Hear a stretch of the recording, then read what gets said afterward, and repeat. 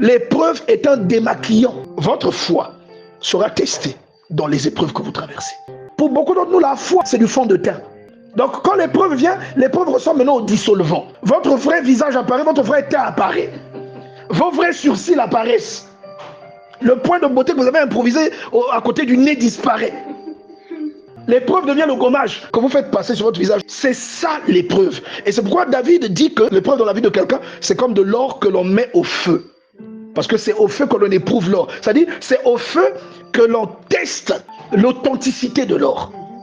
Votre foi sera testée dans les épreuves que vous traversez. Quand vous vivez une chose que vous ne la comprenez pas, cette chose peut devenir une tueuse de foi.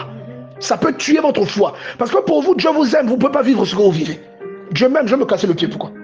Dieu m'aime, pourquoi jusqu'alors je ne suis pas marié? Pourtant Dieu m'aime. Et vous ne comprenez pas le plan de Dieu.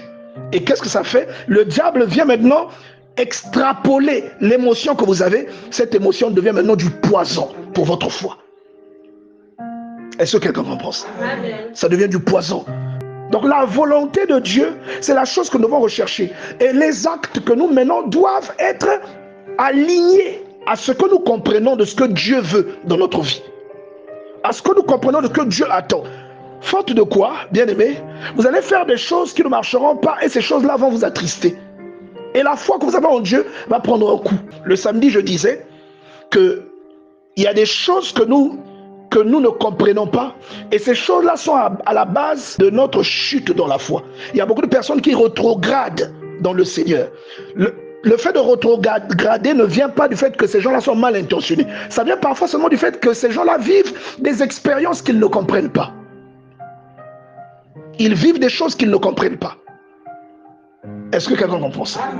Donc la volonté de Dieu, c'est la chose que nous devons comprendre en priorité dans notre marche en tant que chrétien. La volonté de Dieu, c'est la chose que nous devons rechercher. Et les actes que nous menons doivent être alignés à ce que nous comprenons de ce que Dieu veut dans notre vie. À ce que nous comprenons de ce que Dieu attend. Faute de quoi, bien-aimés, vous allez faire des choses qui ne marcheront pas et ces choses-là vont vous attrister. Et la foi que vous avez en Dieu va prendre un coup. Et je dis souvent que pour beaucoup, l'épreuve est un démaquillant.